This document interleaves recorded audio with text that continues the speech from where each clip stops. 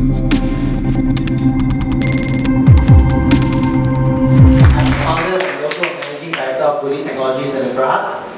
So what we do, we actually want to, this is our company mission, which is we penetrate to all our staff and workers to focus on this. We increase the online users' income by building a digital ecosystem. Sorry. So what product we built? In 2017, which is 3 years ago, me and my founders, we realized that in nowadays, young people don't like to read newspaper, right? So everyone will find those information, read those news in handphone, in Facebook. So we realized that we want to do something about this, but we want to use a very creative way, and also in a digital era, we use a digital way to solve this issue. So we don't want to hire all those in-house editors. Instead, we use all our first we funded all to our IT team. We built a system to allow all the online editors who are e-journalists, who are e-reporters, they are allowed to come our system to create their things. So here are the procedure that we create in 2017. We create a crowdsourcing platform, we recruit all of them, then they write and get paid. Of course, definitely we do a quality check and publish, and we successfully built a 1 million traffic website just within 6 months.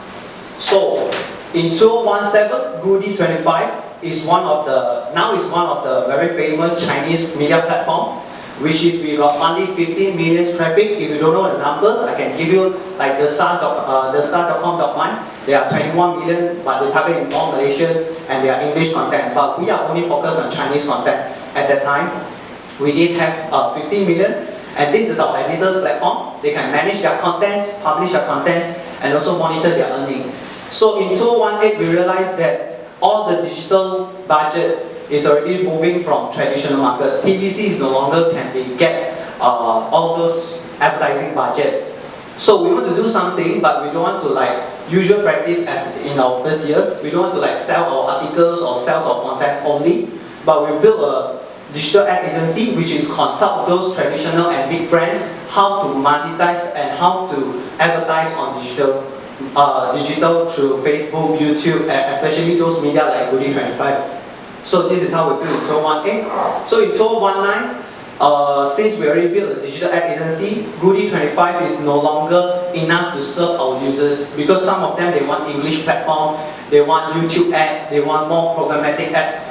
So CodeWizards is one of the platform which is continuing our own company mission. Allow all young people can earn money. They just come in this round, they don't have to write anything. As long as they are KOL, key influencer, or Instagrammers, as long as they got fan base, they reach our minimum target, they can be our members and start to share and they can earn money. That's it. So last but not least, for our product launching, this year we also will be coming soon by our English media platform and our e-shopping platform.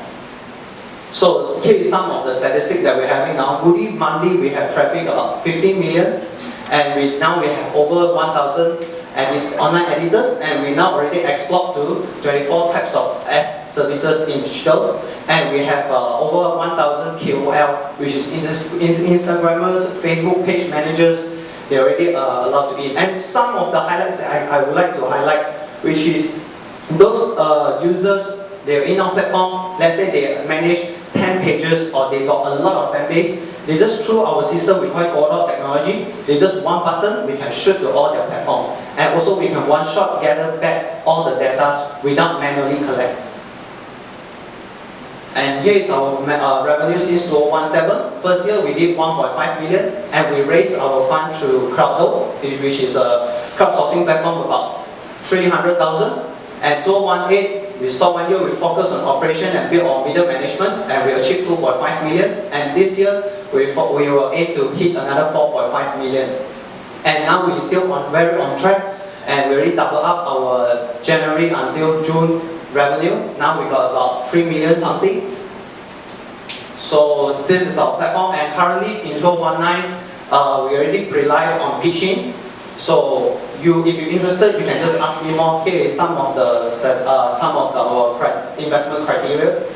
So what we upcoming will do, which is we will start to do cross-language, because as I mentioned earlier, we're very focused on Chinese. And second, we will start to do some Industrial 4.0, because it is easy to say that we're going to create new product, but we must have something to help us to gather all the data. Like example, just now I got mentioned about the e-shopping. Actually, we tried on last month. We just use all the data that we're having now. So we go and source one product and put it on our platform. Just overnight, we got over 500 inquiries. And they also, we also use a very low budget to boost in Facebook because we have those data. So easy us to do a tracking. So this is our current revenue model, and upcoming we will do user loyalty program and e-shopping and data monetization. Yeah, here is some of the investment utilization that we will do. We will focus on two parts. One is marketing side and our manpower side, and another one is our IT side. And we got 28 of passionate young people in our company now. Yeah, thank you.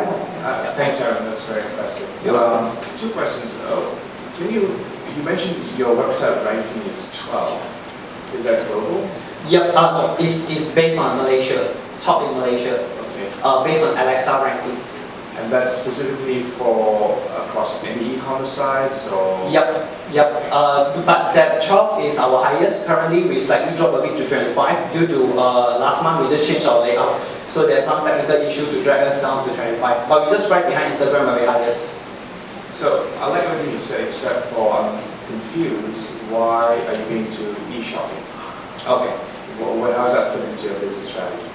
Okay, because since last time we're already doing the e-crowdsourcing platform, which is we already started to have very good influential power in this market. So what can we do to increase our revenue since the users are already there? So we want to monetize those users because every month we got about 1 and 2 million people coming to our website, but we cannot do extra more. We just keep serving them contents, and especially for those clients, they come into our website. They are looking for something, not just advertising, but conversion.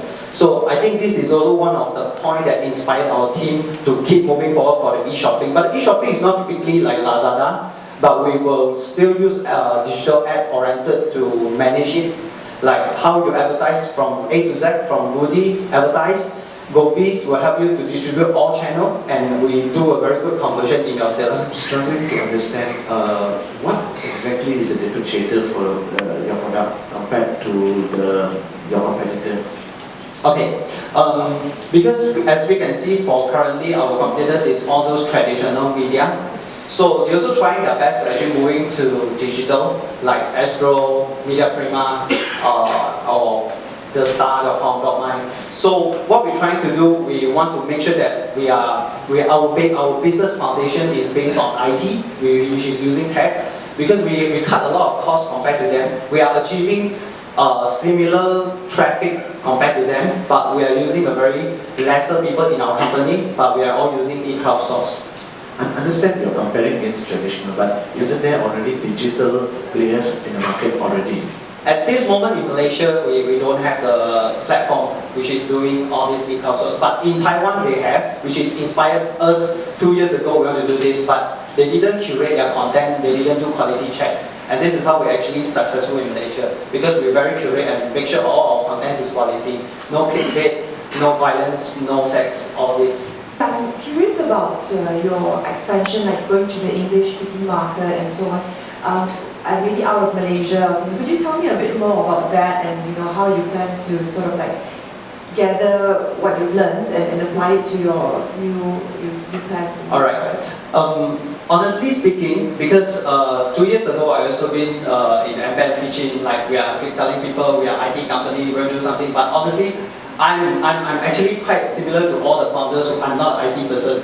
So we've been through a lot of challenges in IT, which is we can say that we successfully to find one of our very proper person handle all our IT stuff since 2018, and now we successfully restructure everything and manage all our data. So what we upcoming will do is more on R&D, which is trying to lower down all our costs, and about our overseas expansions, because now we already got Singapore clients.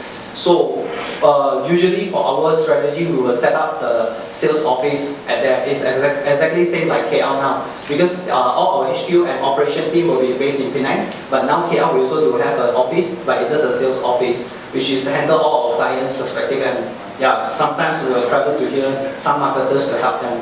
For example, do you see that English and going to Singapore as a strategy versus say focusing on the Chinese content and expanding into say Chinese content? Yes, it's a very big market because as we can see in China, in English market, we doesn't have a very, if you know what Goody actually, Goody 25 Chinese platform doing now, you will see there's a very big market here because no one's actually doing lifestyle, information sharing, girl stuff, fashionable item.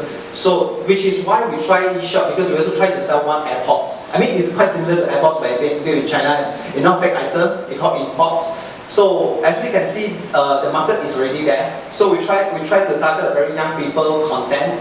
So yeah, so I think for the market to do a very lifestyle magazine, e-magazine, still very doable in Malaysia.